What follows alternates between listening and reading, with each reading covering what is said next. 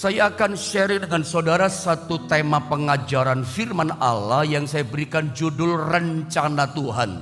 Langsung ya, kita baca ayatnya, Yeremia pasal 29 ayat yang ke-11. Mari Bapak Ibu Saudara, kita akan sama-sama keras baca ayat ini bersama-sama. Yeremia 29 ayat 11, 1, 2, dan 3.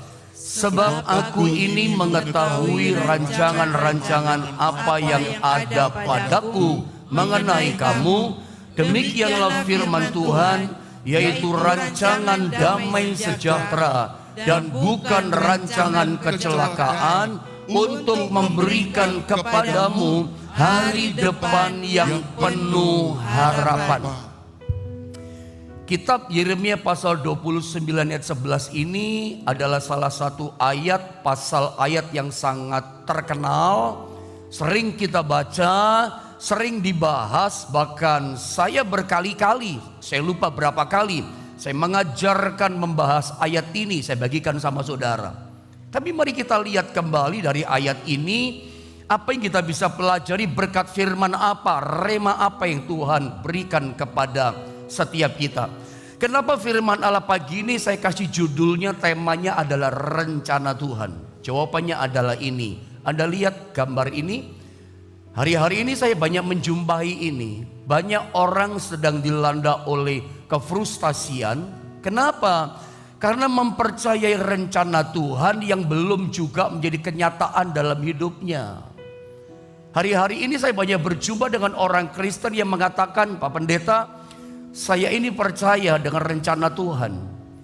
Saya mengimani rencana Tuhan. Bahkan saya memperkatakan janji-janji Tuhan. Saya pegang, saya imani, percaya sama janji-janji itu. Tapi mereka mulai berkata apa? Tapi kenapa janji Tuhan yang saya perkatakan, janji Tuhan, rencana Tuhan yang saya percaya imani, itu belum terjadi dalam kehidupan saya? Pertanyaan saya kepada saudara, adakah di antara saudara yang sedang mengalami pengalaman ini? Kalau iya, Anda berkata, betul pendeta, saya adalah orang yang sedang mengalami pengalaman ini. Pengalaman apa? Percaya sama janji Tuhan, mengimani rencana Tuhan hari depan penuh dengan pengharapan. Tapi ternyata yang kita imani, yang kita perkatakan, kita doakan rencana Tuhan belum jadi kenyataan. Anda frustasi kan? Ada apa ya? Kenapa? Anda mulai bimbang, Anda mulai ragu, tidak sedikit mulai putus asa dengan rencana Tuhan ini. Kalau itu adalah Anda orangnya yang sedang mengalami pengalaman ini, saya berdoa, saya berharap apa yang sedang saya sampaikan dalam pengajaran firman Allah ini menjadi satu jawaban buat saudara gitu ya. Saya mau bicara 2 poin sama saudara. Saya mau bicara 2 hal sama saudara. Yang pertama, saya mau bicara tentang yang namanya rencana Tuhan. Yang kedua adalah keputusan kita sebagai manusia. 2 saja saya mau bicara. Rencana Tuhan, lalu tinggal pilihan keputusan kita bagaimana. Itu yang menentukan kita mengalami enggak rencana Tuhan itu. Coba kita baca dulu. Yang pertama dalam Yeremia 29 ayat 11 tadi. Jadi kita bicara dulu yang pertama tentang rencana Tuhan. Fokus dulu kita belajar di sini. Saya baca dulu ayat ini ya. Yeremia 29 ayat 11 supaya enggak meleset dari yang saya sampaikan sama saudara. Begini kata firman. Sebab dikatakan aku ini Tuhan ya, mengetahui rancangan-rancangan apa yang ada padaku mengenai kamu. Demikianlah firman Tuhan. Saya tertarik dengan kata rancangan. Saya ulang ya. Aku ini dikatakan mengetahui rancangan-rancangan apa yang ada padaku mengenai kamu. Apalagi dikatakan demikianlah firman Tuhan. Yaitu apa rancangan Tuhan? Rancangan damai sejahtera. Dan apa rancangan Tuhan? Bukan rancangan kecelakaan buat kita. Untuk memberikan kepadamu apa rancangan Tuhan? Hari depan yang penuh harapan. Saya sangat diberkati, terfokus, tertarik sekali pagi ini tentang rancangan Tuhan atau rencana Tuhan buat kita. Dari ayat ini kita melihat, kita bisa tangkap dengan baik bahwa ternyata Tuhan itu punya rencana dalam hidup kita. Tuhan itu ternyata ketika kita ambil keputusan percaya kepada Dia, bahkan mempercayakan hidup kita kepada Tuhan, yakin Dia sebagai Tuhan kita, penolong kita, juru selamat kita, kita tinggalkan yang lain, tidak percaya kepada yang lain, kita hanya percaya kepada Tuhan. Apa yang terjadi ketika kita berikan hidup kita percaya kepada Tuhan? Tuhan itu punya rancangan buat masa depan kita. Paham ya? Tuhan punya rencana buat kita, dan rencananya gak main-main. Rencana besar buat kita. Rencananya itu indah buat kita. Yang Tuhan rancangkan, persiapkan buat kita, itu rancangannya adalah damai sejahtera. Kita bicara dulu rancangan Tuhan. Rancangannya bukan kecelakaan, tapi rancangannya hari depan yang penuh dengan pengharapan. Ada banyak kita berkata, tapi Pak Pendeta, kenapa saya ini selalu mengalami kecelakaan demi kecelakaan dalam kehidupan saya? Seperti saya sering jelaskan, kata rancangan kecelakaan bukan rancangan kecelakaan di sini, itu bukan kecelakaan kendaraan bermotor jeger, brek lalu jatuh. Bukan itu. Tapi ini adalah kecelakaan dalam kehidupan. Maksudnya gini, kegagalan demi kegagalan yang kita alami. Bertubi-tubi gagal dan gagal lagi, terus menerus mengalami kegagalan. Lalu kita bertanya, katanya rancangannya Tuhan damai sejahtera, bukan rancangan kecelakaan. Kok saya mengalami kegagalan, rancangannya kok gak terjadi sama saya? Kok bertubi-tubi terus gagal, kerja ini gagal, kerja itu gagal, buat ini gagal, investasi itu gagal. Kok yang saya alami bertubi-tubi terus menerus gagal? Rancangannya damai sejahtera, rancangannya hari depan penuh harapan. Kenapa saya gagal? Nah, ini kita mau belajar. Kalau kita pelajari dari ayat ini, Yeremia 29:11, Tuhan itu dikatakan merancangkan buat kita itu damai sejahtera, hari depan yang penuh harapan. Saya teringat ketika saya persiapkan ayat ini pada satu ayat dalam Efesus pasal 2 ayat 10.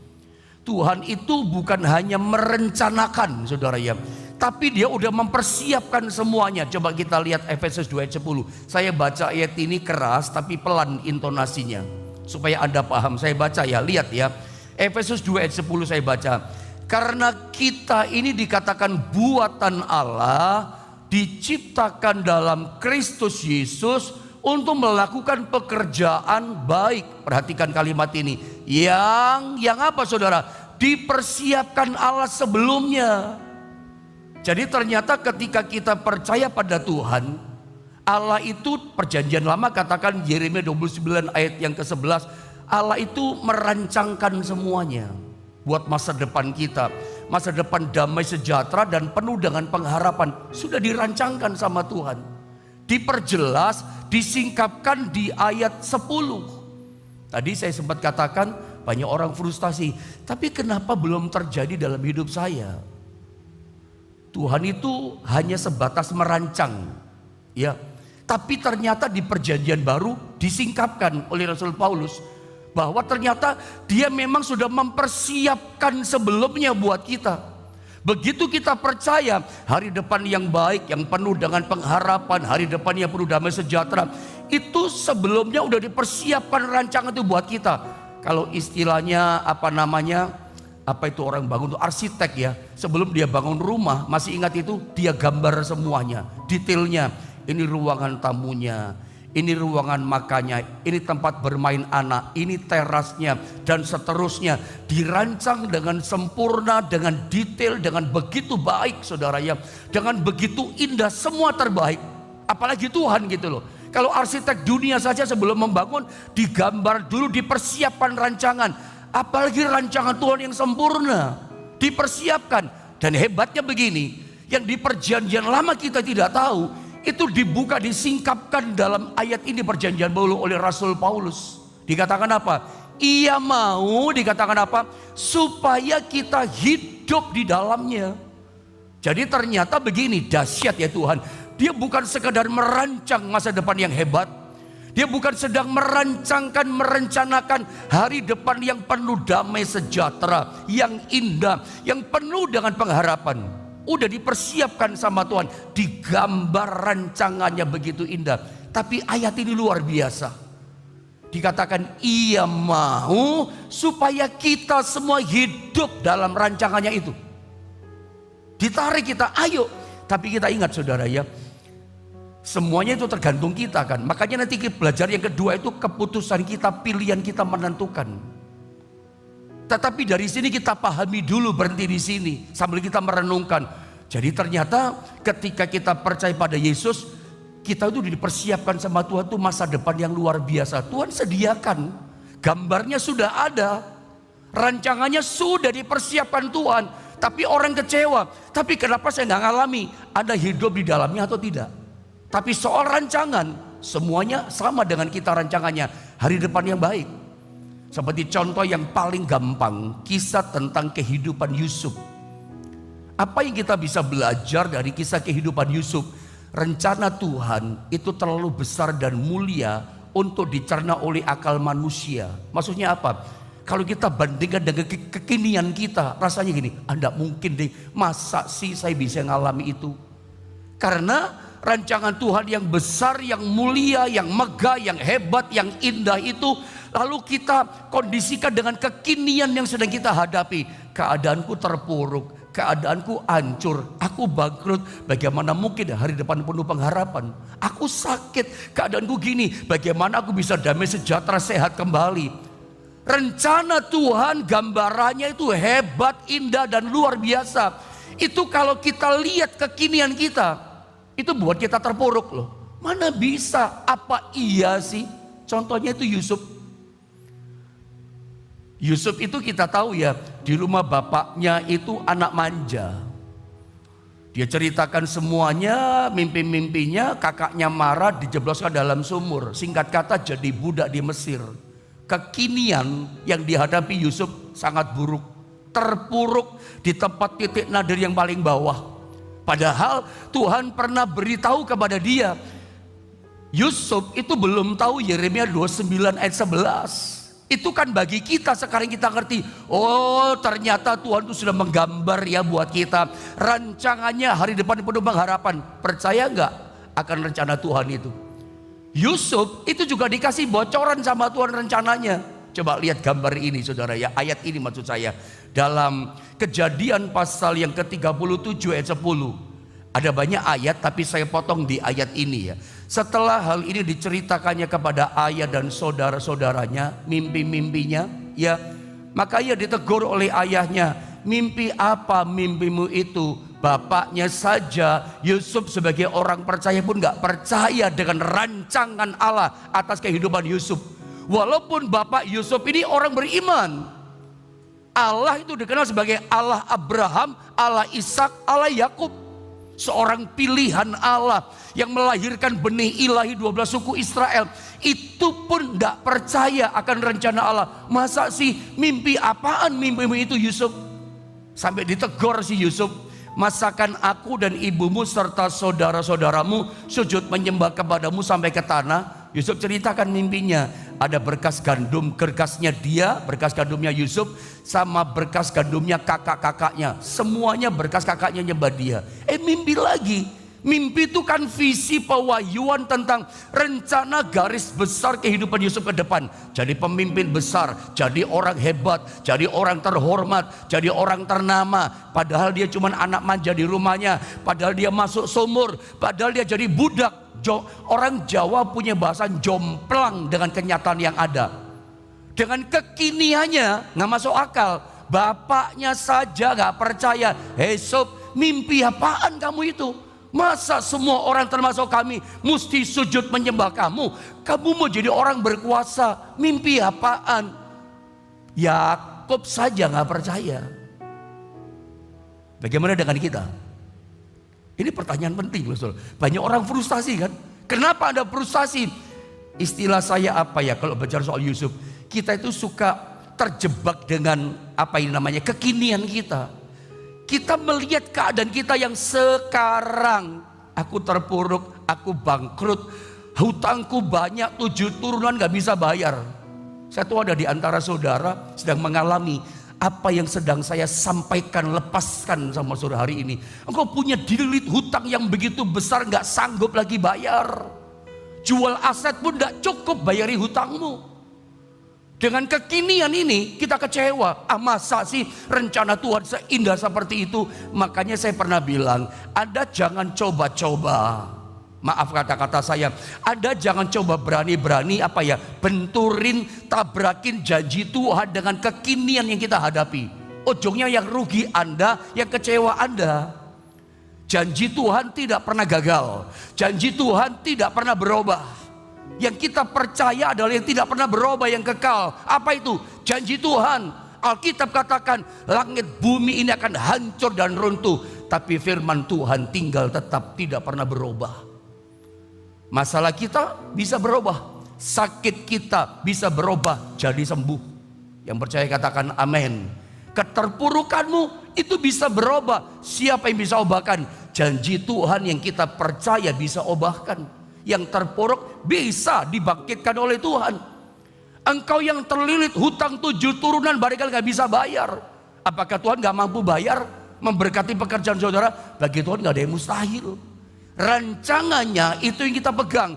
Jangan dibentrokin melihat kekinian kita. Jangan terjebak dengan itu. Nanti Anda jadi lemah.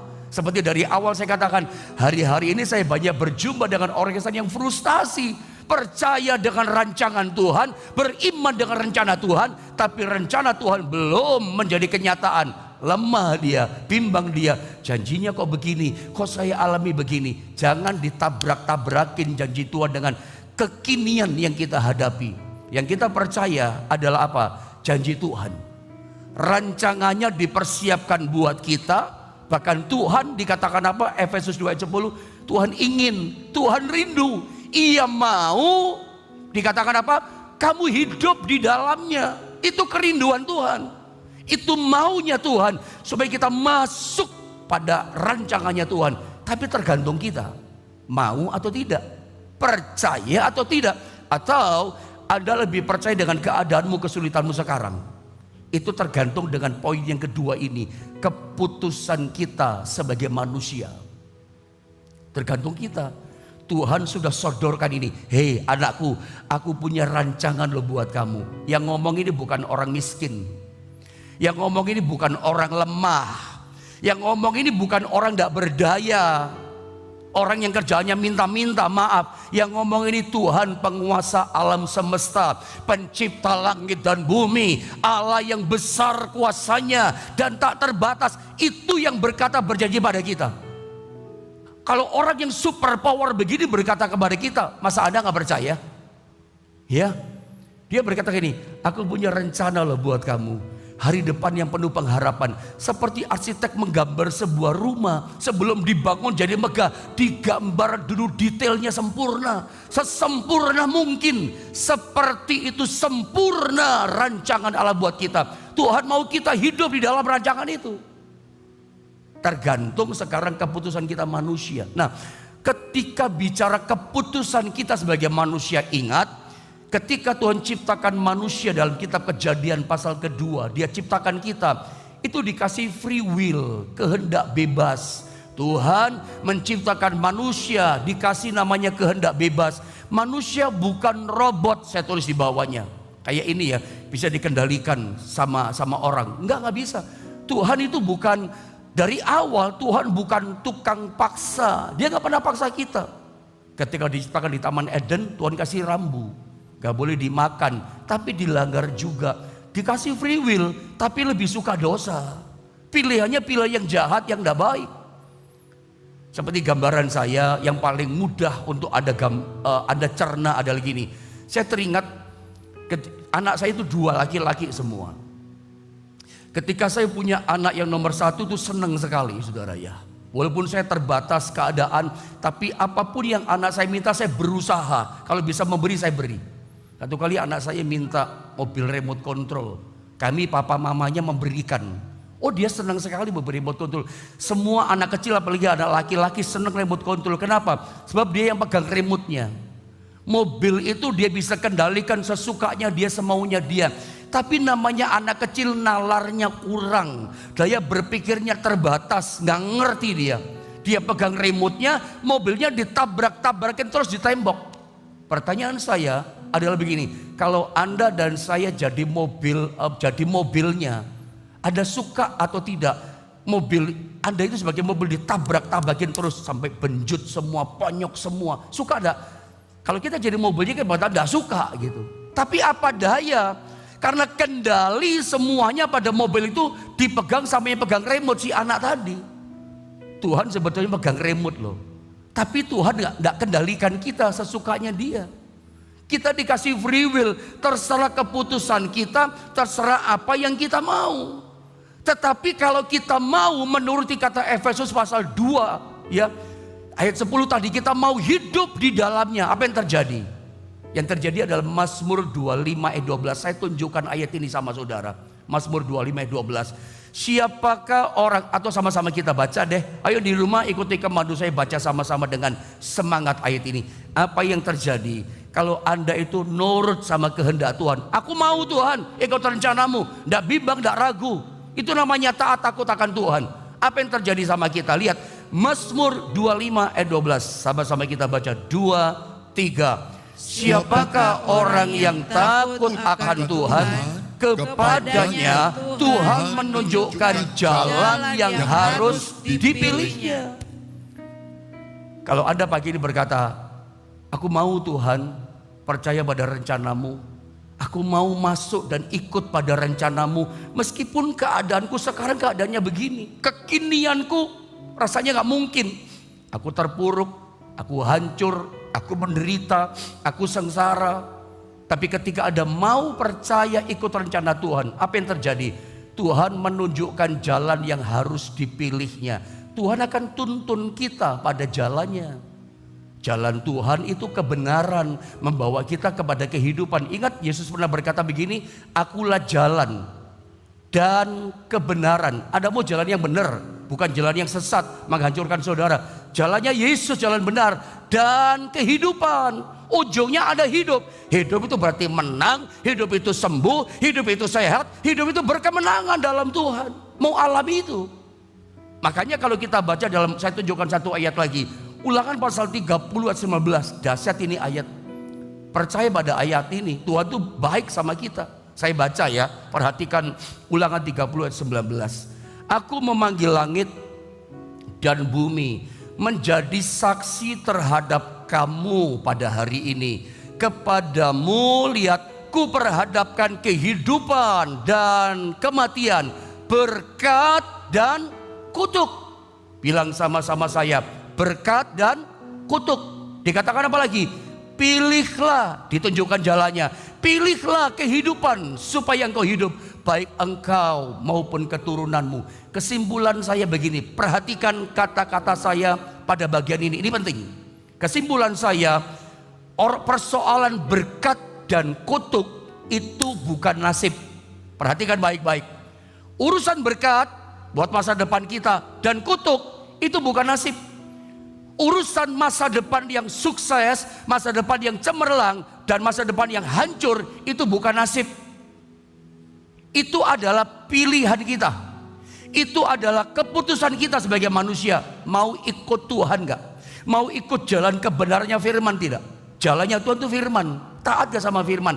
Kalau ada ikut jalan Tuhan, Tuhan tunjukkan jalan yang benar sama saudara. Jalan itu membawa kepada kehidupan. Karena hanya lewat firman itu yang menuntun kita. Dan ketika pilihan kita benar ikut pilihannya Tuhan, yang menikmati masa depan penuh harapan, bukan cuma Anda, sampai anak-anakmu, sampai keturunanmu, cucumu, berkat keturunan engkau maupun keturunanmu. Alkitab katakan gini, pilihlah kehidupan supaya engkau hidup, baik engkau maupun keturunanmu. Kehidupan di sini bicara berkat. Kehidupan di sini, pilihlah kehidupan, bicara masa depan yang penuh dengan pengharapan. Pilihlah kehidupan, ini bicara apa? Hidup yang penuh dengan damai sejahtera. Bukan cuma Anda loh yang alami, sampai generasi keturunan anak cucu kita. Dahsyat apa tidak? Pilihan kita hari ini itu ternyata menentukan masa depan kita. Ada jangan salah pilih ya. Ingat peristiwa Lot? Ingat tidak? Lot salah pilih. Dia pilih Sodom dan Gomora. Dia berkata, wih hijau. seperti taman Tuhan, seperti tanah Mesir. Wah, enak Sodom. Dia pilih berangkat ke sana dengan kekayaan yang limpah, hampir sekaya dengan Bapak Abraham. Konglomerat hari itu dia masuklah ke Sodom. Apa yang terjadi? Ternyata dia salah pilih. Salah pilih dia. Dia pilih cuma di depan mata, nggak ikuti tuntunan jalan kebenaran itu. Anda harus pilih jalan kebenaran, jalannya firman. Makanya setiap kali Anda mau kerja, hari demi hari kita lewati, jangan pernah lewatkan dengar tuntunan Tuhan. Dari apa pendeta dengar tuntunan Tuhan? Dari firman yang kita renungkan setiap hari. Bersaat teduh seperti ini, itu good buat kita. Di situ kita dapat ketaatan pada tuntunan Tuhan, ditunjukkan jalannya. Saya banyak mendengar jemaat online berkata, firman Tuhan tadi pagi persis yang saya hadapi Pak. Terima kasih, yang gak ngerti saya dapat jawaban hari ini. Itu tuntunan buat saudara. Itu tuntunan jalan kebenaran. Jangan seperti Lot. Pilihan yang salah, hancur ke depannya. Korban keluarganya kan, istrinya jadi korban, anaknya melahirkan Amon dan Moab. Bahkan untung Lot masih selamat dengan anaknya. Ya, walaupun cuma dengan baju yang ada di tubuhnya, untung gak jadi barbeque dia, daging panggang, semuanya mati untung dia masih hidup. Tapi diselamatkan dengan kondisi yang habis-habisan, ancur-ancuran. Tapi untung masih diselamatkan karena masih ada Abraham yang berdoa buat dia. Kalau gak ada Abraham, habis Lot. Allah menyelamatkan Lot itu karena doa seorang sahabat Allah yang bernama Abraham. Lot itu cuma numpang saja, mezbahnya tumpang dengan Abraham kalau Anda tahu. Lot kasihan, salah pilih, berantakan. Semua harta bendanya, konglomerat yang hebat yang dibangun, hancur total. Bisnisnya runtuh, keluarganya runtuh. Kenapa? Salah pilih, salah ambil keputusan. Saya suka bilang sama saudara, main catur salah jalan sambil keputusan, ya paling cuman kalah, paling cuman gagal, gak jadi juara, paling cuma malu. Tapi salah dalam mengambil keputusan kehidupan, hancur saudara. Dan itu susah loh saudara. Korbannya terlalu banyak sampai keluarga kita. Makanya sebelum melangkah, minta petunjuk Tuhan, minta tuntunan Tuhan lewat firman-Nya. Kalau pilihan kita benar, oh, Anda mengalami hari depan penuh dengan pengharapan, hidup yang damai sejahtera. Anda yang tadi berkata, saya sudah beriman tapi kenapa gak terjadi? Saya memperkatakan rencana Allah, saya doakan rencana Allah ini, kenapa gak terjadi? Pertanyaan saya kepada Anda sudah ikuti gak tuntunan Tuhan lewat firman-Nya? Taat gak pada firman-Nya? Kalau Anda gak taat, itu berarti engkau mengambil keputusan sendiri, pilihan manusiawi kita, bukan keputusan Tuhan yang kita mau ikuti. Tuhan rindu kok. Saya yakin Tuhan sedih hatinya. Kalau Tuhan manusia dia akan menangis karena rancangannya sebagai arsitek yang agung tidak jadi sama kita. Tapi betapa sukacita hatinya Tuhan.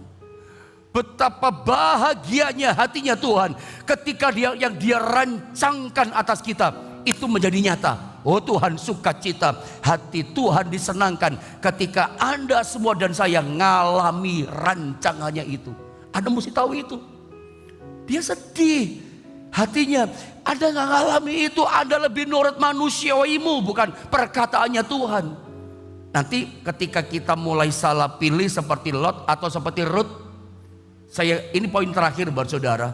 Bagaimana mungkin kita bisa kecewa, marah, bahkan menyalahkan Tuhan akibat keputusan kita sendiri yang salah. Seperti Ruth, Anda baca, saya baca ayat terakhir ya.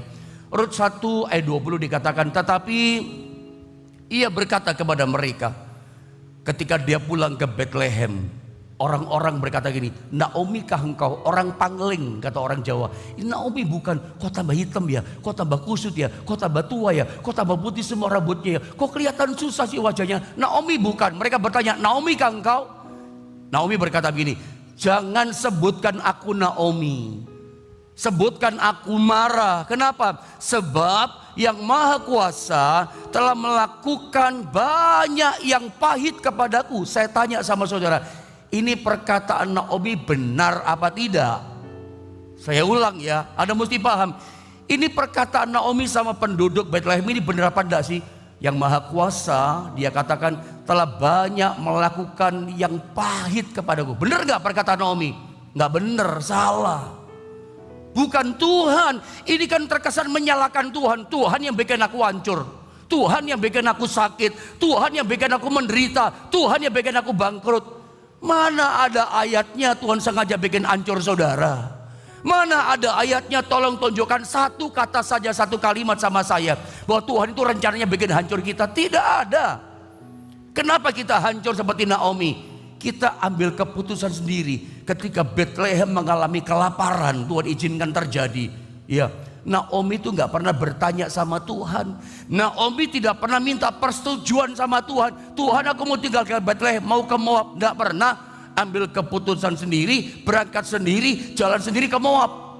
Di Moab suami mati, Mahlon Kilion 2 anak mati, tinggal menantu perempuan sama dia. Ya, Orpa nggak mau, Ruth sama Naomi balik ke Bethlehem karena Bethlehem dipulihkan Tuhan. Baru dia sadar, ketika hancur dia sadar, balik lagi kepada Tuhan. Memang tidak ada cara lain. Dipulihkan dari kehancuran, harus kembali kepada jalan Tuhan, harus kembali pada sorot lampunya Tuhan. Dan saya percaya, ketika kita kembali pada jalan rencana Tuhan, setiap kita dipulihkan. Saya berharap lewat pengajaran firman Allah ini, kita disadarkan, kita dikuatkan.